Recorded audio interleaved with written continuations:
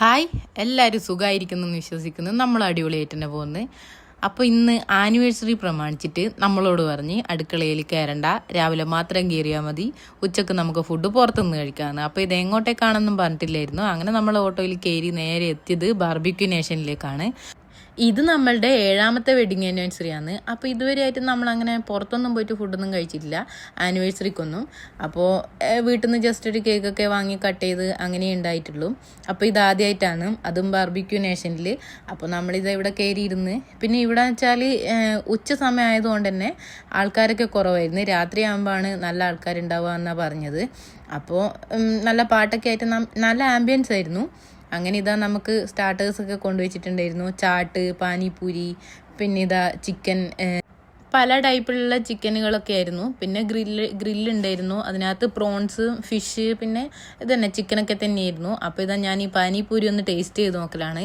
പക്ഷേങ്കിൽ സത്യം പറയാലോ, പാനിപൂരി വലിയ ടേസ്റ്റ് ഇല്ലായിരുന്നു. അതിൻ്റെ ആ പാനി അത്രയൊരു ടേസ്റ്റ് ഇല്ലായിരുന്നു. ചാട്ട് പക്ഷേ ഇഷ്ടപ്പെട്ടിട്ടുണ്ടായിരുന്നു.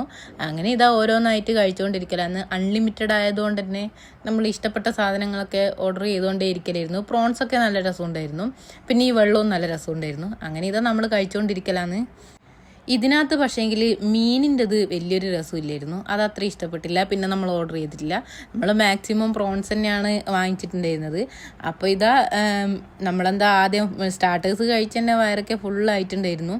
പിന്നെ നമ്മളിതാ നേരെ മെയിൻ കോഴ്സിലേക്ക് പോയി. ചോറ്, ബിരിയാണി, നോൺ വെജും വെജും ഉണ്ടായിരുന്നു. അപ്പോൾ പുലാവ്, പിന്നെ നൂഡിൽസ്, അങ്ങനെ എല്ലാ സാധനങ്ങളും ഉണ്ടായിരുന്നു. അപ്പോൾ നമ്മളതിനകത്ത് നമുക്ക് ഇഷ്ടപ്പെട്ട സാധനങ്ങളൊക്കെ എടുത്ത്, കുറേ സലാഡ് ടൈപ്പുകൾ ഉണ്ടായിരുന്നു. അപ്പോൾ അതിനകത്ത് നിന്ന് ഓരോ സാധനങ്ങളൊക്കെ എടുത്ത് അതൊക്കെ കഴിച്ച്. പിന്നെ ഇതാ നമ്മളെ ഡിസേർട്ടിൻ്റെ സെക്ഷനായിരുന്നു. അപ്പോൾ അതിനകത്ത് കുറേ സാധനങ്ങളുണ്ടായിരുന്നു. ബ്രൗണി, കേക്കുകളിനെ 3 ടൈപ്പിൽ, പിന്നെ നമ്മളെ പായസം, കുറേ മധുരമുള്ള കുറേ സംഭവങ്ങളുണ്ടായിരുന്നു. ഇതും തേങ്ങേൻ്റെ ഒരു സംഭവം. മോള് പിന്നെ അതേ കഴിച്ചിട്ടുള്ളൂ, അവൾ ചോറൊന്നും കഴിച്ചില്ല. പിന്നെ അങ്ങനെ ഇതൊക്കെ കഴിക്കുകയാണ്.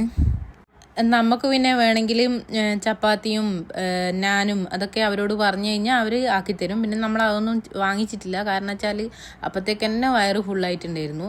പിന്നെ ഇതാ നമ്മൾ മറ്റേ ഗുലാബ് ജാമുനകത്ത് ഐസ്ക്രീം ഇട്ട് കഴിക്കലായിരുന്നു. കുറേ നാളായിട്ട് ട്രൈ ചെയ്ത് നോക്കണം എന്ന് വിചാരിക്കുന്നൊരു സംഭവമായിരുന്നു.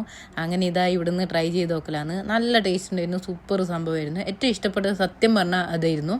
പിന്നെ ഞാൻ ബാക്കിയുള്ള ഐസ്ക്രീമിനകത്ത് കേക്കൊക്കെ ഇട്ടങ്ങ് കഴിച്ച്.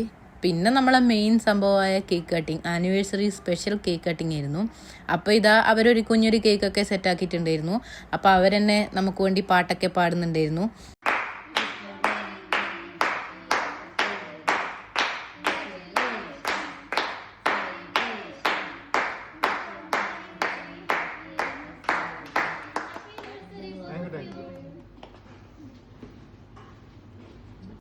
അപ്പോൾ വിഷസ് അറിയിച്ച എല്ലാവർക്കും 1000 നന്ദി. അപ്പോൾ ഇത്രയുള്ള വീഡിയോ, നമ്മളൊരു കുഞ്ഞു സന്തോഷം നിങ്ങളായിട്ട് പങ്കുവെച്ചെന്നേ ഉള്ളൂ. അപ്പോൾ പുതിയൊരു വീഡിയോ ആയിട്ട് വീണ്ടും കാണാം. അതുവരെ ബൈ. Thanks for watching.